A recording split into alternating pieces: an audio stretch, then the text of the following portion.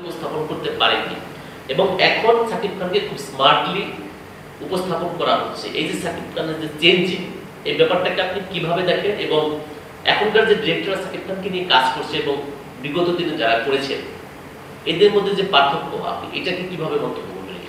দেখেন, first of all হচ্ছে ডিরেক্টরদের আমি কোনো দোষ দিব না। হ্যাঁ, যে কন্টেন্ট ক্রিয়েটার এই কথা বলেছে সে কয়টা মুভি দেখেছে শাকিব খানের আমি জানি না, বাট এখানে ডিরেক্টর, প্রডিউসার, নায়ক কারোই দোষ না, আমাদের প্রযুক্তির দোষ। আসলে তখন যেই সিনেমাগুলো চলতো, যেই গল্পগুলো চলতো, যেই টেকনিকগুলো চলতো, ওরা ওইটা ফলো করছে।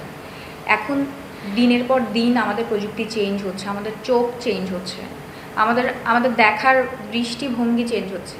আপনি কিন্তু সেই আগের সিনেমা, উত্তম কুমারের সিনেমা যদি আপনাকে চালাই দেওয়া হয়, আপনি কিন্তু ঘন্টার পর ঘন্টা বসে দেখবেন। এটা আমি দেখব, কারণ আমি ফিল্মের স্টুডেন্ট, আমার দেখতে হবে, কারণ আমার এটা অ্যাসাইনমেন্ট। ঠিক আছে, সবাই দেখবে না।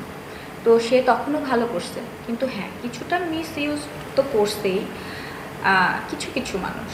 আমি বলবো না সব ডিরেক্টর, ওনাকে কিন্তু ডিরেক্টররাই তুলছে। হ্যাঁ, ডিরেক্টরদের মাধ্যমে, প্রডিউসারদের মাধ্যমেই কিন্তু শাকিব খান আজকে শাকিব খান এবং মেগাস্টার, সুপারস্টার। এখন আমি যদি এখন বলি যে তখনকার ব্যাপারগুলো ভুল ছিল, না, কোনো কিছু ভুল হয় না, জানেন তো। উনি যদি অতগুলো সিনেমা এখন আগে না করতো, তাহলে তো আজকে শাকিব খান হতো না। কি বলেন আপনারা? হতো। তার তো একটা এক্সপিরিয়েন্স হয়েছে, দেন মানুষের দৃষ্টিভঙ্গি চেঞ্জ হয়েছে, তার দৃষ্টিভঙ্গি চেঞ্জ হয়েছে এবং সে নিজে চেঞ্জ হয়েছে, এবং এতদিন ধরে ইন্ডাস্ট্রিটাকে সে নিয়ে আসছে, টেনে নিয়ে আসছে। কয়টা হিরো এটা পারছে? কয়জন হিরো এটা পারছে বলেন? এতদিন লং টাইম এইরকমভাবে রাজ করতে পারে নাই কিন্তু। তো সব কিছু আসলে একটা সময়ের ব্যাপার থাকে, আর কিছু না। আচ্ছা আপু, শাকিব খান তো আপু বিশ্বাসের সাথে সিনেমা করেছে, বুবলির সাথেও সিনেমা করেছে, তো আসলে আপনার কাছে কার সাথে বেশি ভালো মনে হয়? শাকিব খান, আপু বিশ্বাস, শাকিব খান, বুবলি, কাকে বেশি ভালো লাগে আপনার কাছে? আমি হচ্ছে শাকিব খান এবং অপু বিশ্বাসদের সিনেমা দেখেছি। হ্যাঁ, আর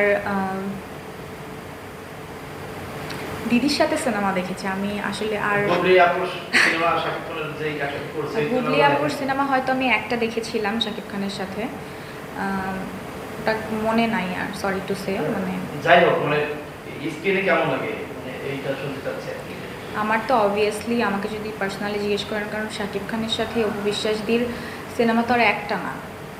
হ্যাঁ, অনেক সিনেমা তারা জুটি বেঁধে করছে এবং সেই সময় তাদেরই জুটি।